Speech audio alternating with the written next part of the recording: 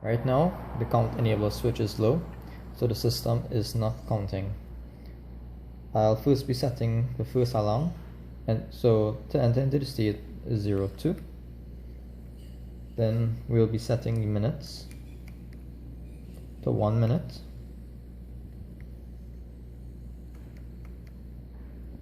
Then exiting the state. Then we'll be setting the second alarm, so that is 03. Setting the minutes to 2. Then exiting the second alarm state. Now setting the third alarm to 3 minutes.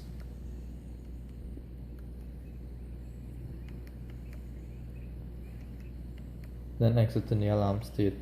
Now each alarm is set for 1 minute apart, so the system will now start counting.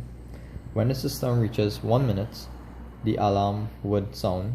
When it reaches 2 minutes, the alarm would sound. When it reaches 3 minutes, the alarm would sound. These four are the years. These four displays are the year. The first two here are the months. These two are the dates.